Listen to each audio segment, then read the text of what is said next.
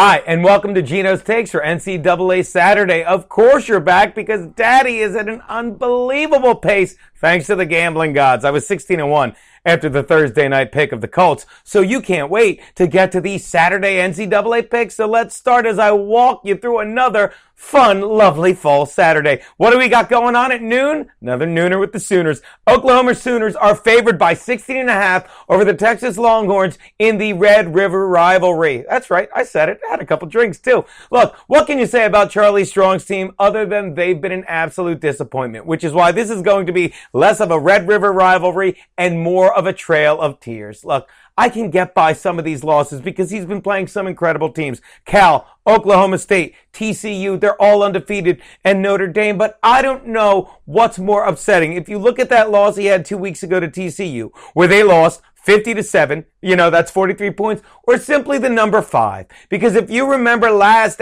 year after that terrible season, what did Charlie Strong say? We will not have another 5-loss year. Was that your guarantee? Because you are 1-4 and staring at the undefeated Oklahoma Sooners coming to town. And the only way you lose games like you are is when your team has given up on you. And I'm sorry, Charlie. Sorry, Charlie!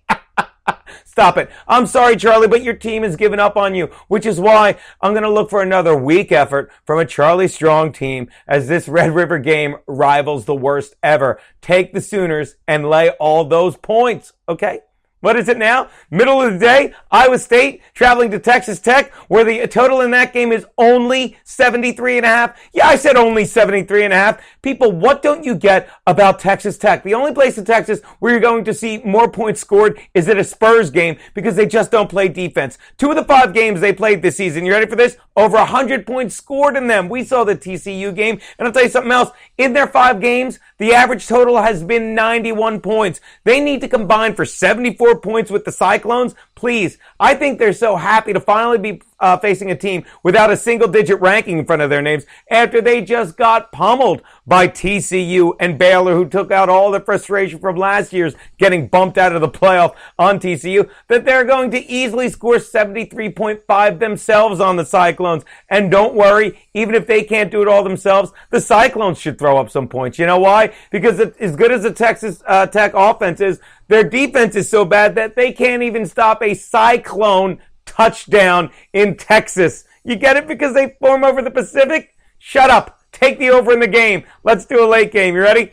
Utah giving 7.5 to the undefeated Cal Bears. Yes, the Cal Bears are very good. They're undefeated. But that comes to a stop right now. Because while everyone thinks this is going to be a battle between Jared Goff, who is playing so good for the Bears that he's going to be a Bear next year. I mean a Chicago Bear. Because they're going to snatch him up for what the numbers he's putting up now. Can't blame him. And then the other side, you got Travis Wilson. But here's what you're not paying attention to. How bad the Cal defense is. How bad they are against the run. They haven't faced any good rushing teams. They're dancing through raindrops, and that comes to a crashing halt against the Mormons in Provo this week, or wherever the hell they're playing. Yeah, they're playing in Utah. I'm sorry. So look, I'm putting it all on the X factor that is Devontae Booker. And take the Utes.